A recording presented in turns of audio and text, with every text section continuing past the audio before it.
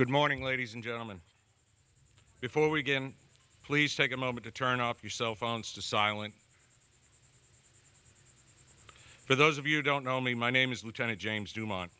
I'm a member of the Kennedy Space Center Fire Rescue and the commander of the Honor Guard here at the department. We are gathered here this morning to memorialize a defining moment in American history.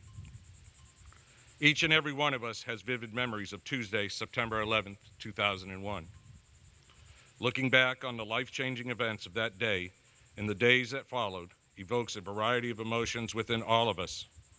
Our own feelings and memories are personal, but we are unified by a shared sense of honor, respect, and remembrance. It is my honor to welcome all of you to our station today as we reflect on the meaning of this day, honor those we have lost, and dedicate this memorial, ensuring generations after us will never forget. Ladies and gentlemen, please stand in silence for the posting of the colors.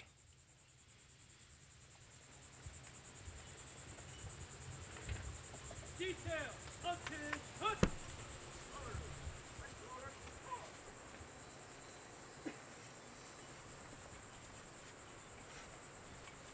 Forward, hook.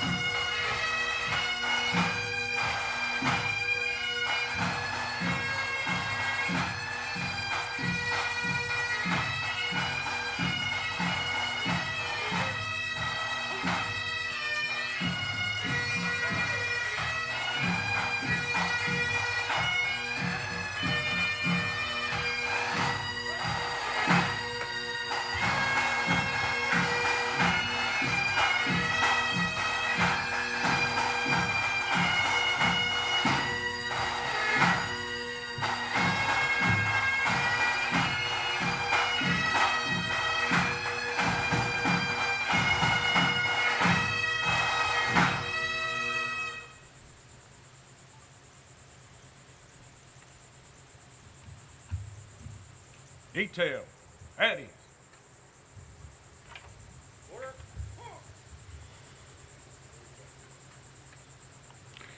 Every element of the memorial is symbolic. Ladies and gentlemen, please sit. Thank you. Every element of the memorial is symbolic. The flagpole serves as a reminder of our nation's enduring commitments to freedom, justice, and liberty. The shield recalls the 343 fire rescue personnel who made the ultimate sacrifice, giving their lives, trying to spare the lives of others. The twin concrete bases represent the twin towers of the World Trade Center, and of course, those form the foundation for the memorial centerpiece, a steel beam from the World Trade Center. Consider for a moment the job the beam once had and the weight that it bore. It helped strengthen a pillar of commerce and a workplace for thousands. There were literally hundreds who contributed to bringing this piece of history to Kennedy Space Center, and I would like to thank a few by name. Our NASA leaders, Kennedy Space Center Director Bob Cabana, Deputy Director Kelvin Manning, and Spaceport Integration and Services Director Nancy Bray. Sean Doyle, Transport Workers Union of America Vice President, Kevin Smith, President of TW Local 525 here locally, and Angelo Cocuzzo, Executive Vice President of TW Local 501 in New York. The Centera Group and Shenega Security and Support Solutions, and our own members of the Artifact Team Escort Team. Myself, Fire Chief Rick Anderson, Lieutenant Danny Ray Seawright, Driver Tom Van Horn, and Lieutenant Tad Durr. Of course, there were many, many others along the way who made this possible, and we are forever grateful. Thank you to the American Airlines cargo team and the crews at JFK, Philadelphia, and Miami International Airports. To all our brother and sister firefighters who met us along the interstate and the hundreds of motorcyclists from firefighter and veteran clubs and communities around Central Florida. To Sheriff Wayne Ivey and his deputies, whose escort provided safe passage on the final leg of our journey across Brevard County. To Mary Matthews for her support and dedication as she recorded the journey with her photography and video footage. And of course, a huge thank you to the International Transport Workers Union and TW Local 525 for their outstanding support from the very start of this endeavor.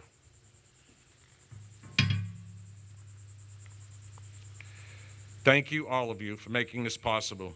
It is now my pleasure to introduce Mr. Kelvin Manning, Associate Director, Kennedy Space Center.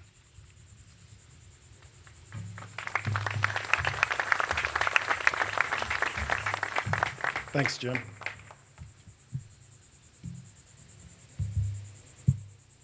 Good morning. On September 11th, 2001, here at the Kennedy Space Center, I remember the day beginning like many others before. It was very busy. We were doing all the things to support flying the space shuttles and launching payloads into space. Then, as the tragic events of the day unfolded, we gathered to watch and listen as the news reports started coming in. Physically, we were still here in Florida, but emotionally, we were there. We were aboard the planes. We were New Yorkers. We were in the Pentagon. And yes, we were there in Shanksville, Pennsylvania. This was an attack on America, on us, our people, our country, our way of life. And at the time, if you recall, we didn't even know who was attacking us. It was hard to know whom to direct our anger or potentially fear. One thing was for sure, people here were distracted. Could KSC be a target? So with the focus on safety, the space shuttle orbiters were powered down, critical systems saved, facilities secured, and most of the workforce sent home. Remaining on center were our protective services personnel, meaning our KSC firefighters and security officers, ready to respond, if necessary, to whatever would happen here. Similar to the first responders in New York City 14 years ago today, who reported to work, ready to go, ready to face whatever the day would bring. Our country's first responders are heroes, like our astronauts, because every time they suit up or put on the uniform to go out on their mission, they accept the fact that their life could be put at risk.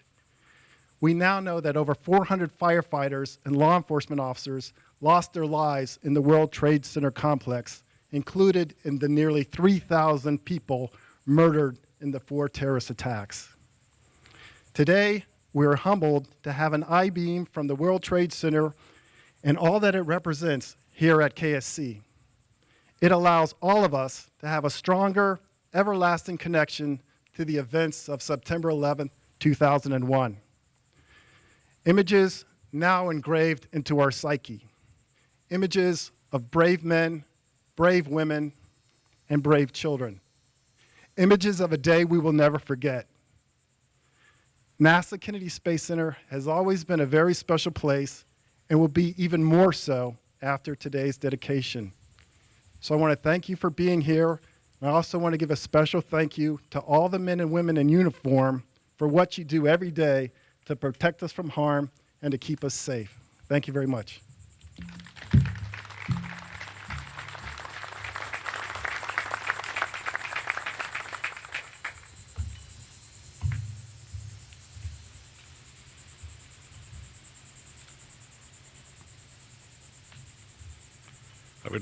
I would like to now introduce Mr. Kevin Smith, President of Transport Workers Union, Local 525.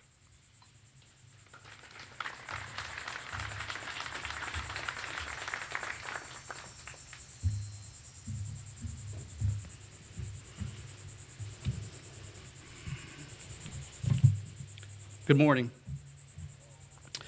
Let me first begin by thanking NASA and Kennedy Space Center's Director, Bob Cabana, and his administration for inviting the Transport Workers Union and many of its officers and members to join them here today during this solemn event. Without the cooperation and efforts of many, this day certainly would not have ever been possible.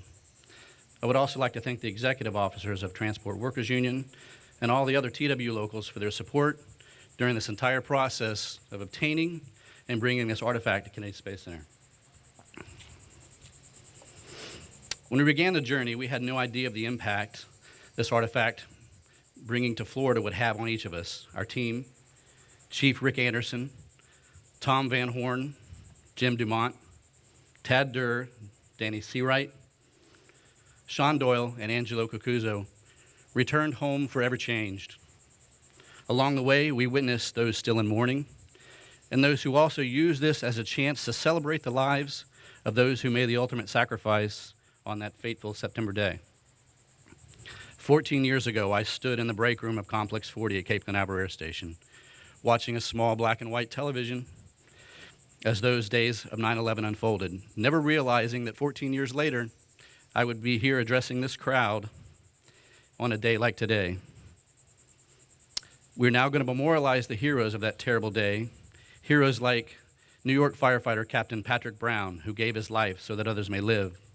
His sister Carolyn and brother-in-law Richard are here with us today. And Tim Brown, another New York firefighter who is here with us today as well. Tim and Patty, alongside of those first responders that day, they charged their way up a building where everybody else was running down. For myself, there are no other words to describe their efforts other than plain and simple heroism. And this is the very reason we are here today, to honor those. I left on August 11th of this year to travel alongside a group of firefighters to bring home a piece of American history, fully aware that I was not one of them. To the firefighters and protective services and the members who work here and protect our nation's space program, I came home a very, very different person. I came home part of a brotherhood. I came home with a new understanding of why they do what they do and why they care like they care. God bless each and every one of those men and women. Thank you.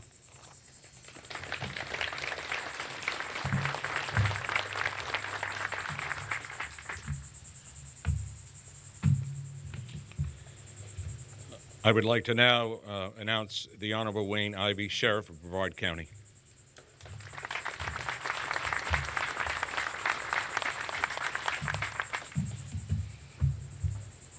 Kevin.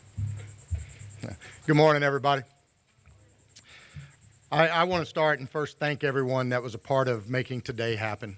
There's so many people that work behind the scenes, so many volunteers, so many leaders, and so many people that are out actually doing the work of putting this together. So I want to start by thanking each and every person that was involved in this.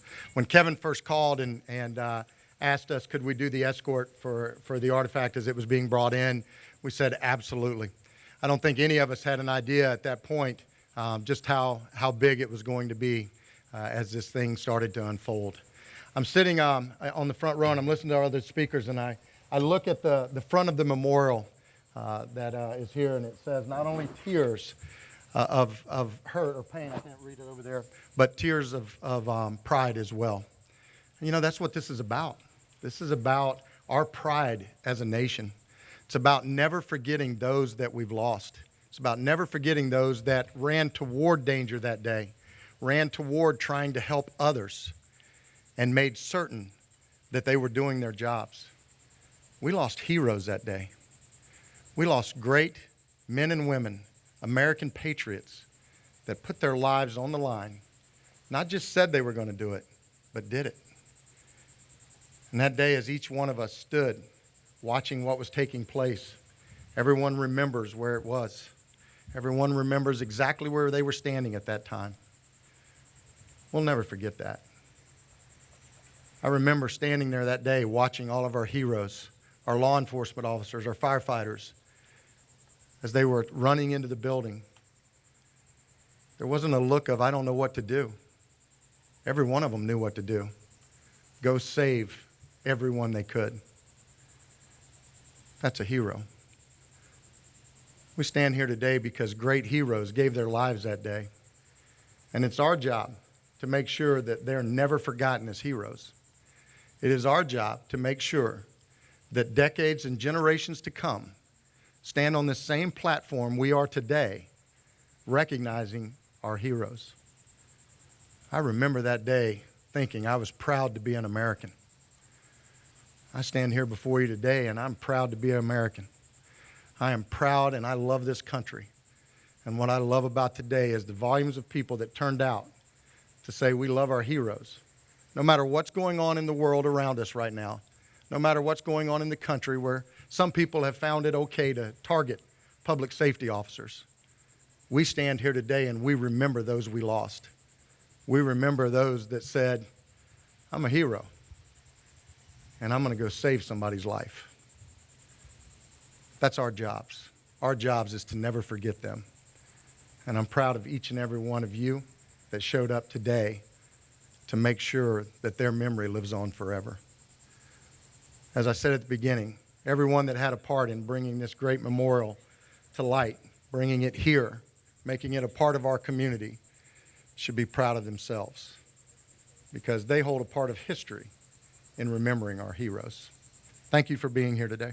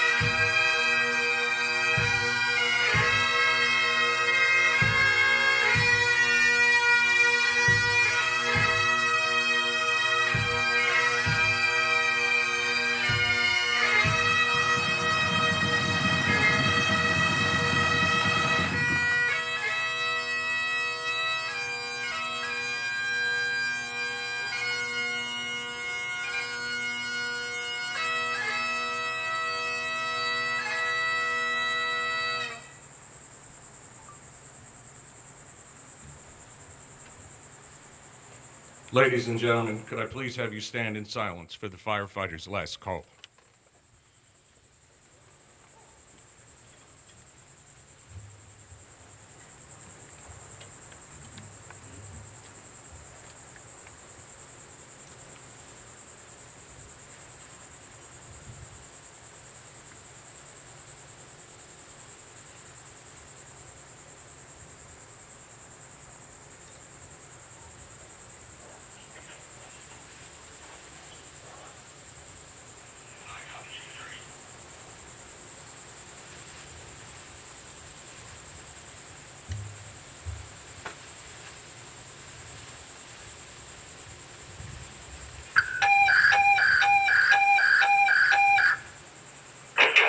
Control to all listening stations. Control to all listening stations. In observance of September 11th, 2001 anniversary, protective services will now pause for a moment of silence as a memorial to our fallen brothers and sisters.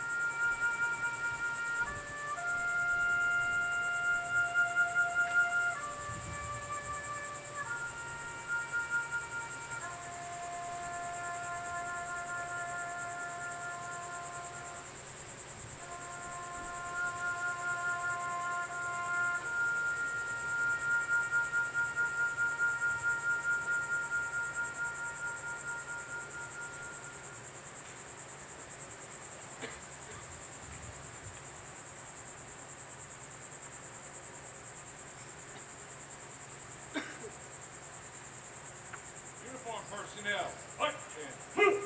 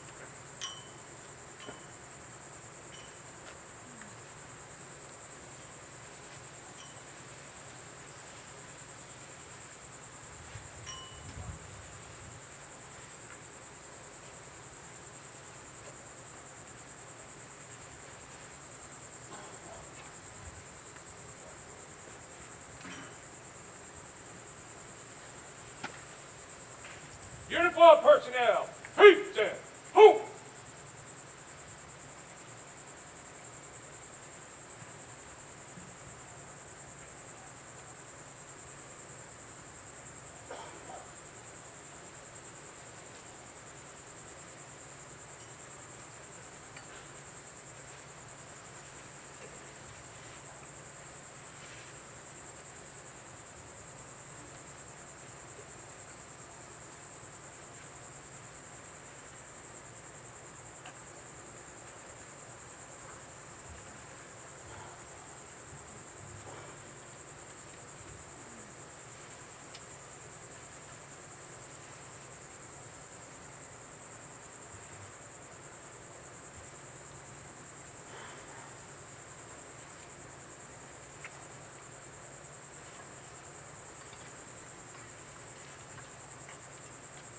Hold down.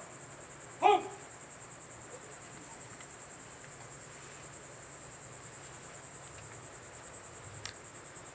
Where does our help come from? Our help comes from the Lord, the maker of heaven and earth. Will you pray with me? Gracious God, everlasting Father, when our hearts are injured because of grief and pain at the death of loved ones and things happen that we don't fully understand, help us to believe and to trust that you are the way and the truth and the life. And help us to believe in the communion of saints, the forgiveness of sins, the resurrection of the body, and the life everlasting. We thank you for our country, the United States of America, and the freedom that we enjoy. Grant, we pray, your protection to our country, especially from further attacks. We thank you today especially for the firefighters who on September 11th, 2001, heard the call of duty and did not shrink back or hesitate to respond. And some of them paid the supreme sacrifice in that they gave their lives. It was Jesus who said, "Greater love has no man than this, than to lay down his life for his friends." And so we honor those firefighters for their love for God, for country, for their family, for their fellow citizens of this great country. We ask today that you would give special comfort to their families as they're reminded of the death of their loved ones today. We dedicate this Twin Tower beam as a lasting memorial to their sacrifice. And although we cannot repay them for their sacrifice, we can honor them by remembering what they did and by doing our duty as they did to the best of our ability. Bless this memorial as a symbol of sacrifice, honor, service, and love, as a reminder about the heart of the people in this country, a reminder of what is good about the people of the United States of America. In the name of Christ, I pray. Amen. Uniform personnel, Eddie.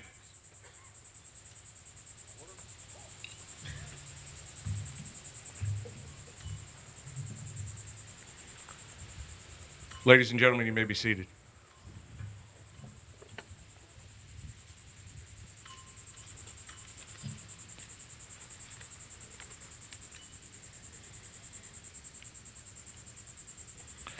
I want to personally extend a salute and to express my deepest gratitude to everyone who made this journey the most memorable and honorable moment in my entire 34-year career as a professional firefighter. Thanks to all of you, family, friends, and co-workers, for joining us today to remember and honor those who perished on September 11th, 2001. May we never forget. After the Brevard Police and Fire Pipes and Drums presentation, please feel free to adjourn to the open fire rescue bay for some water and cool drinks. The memorial will be made available to invited guests in about 10 minutes after the media has had a viewing opportunity. Thank you very much for attending today. Thank you.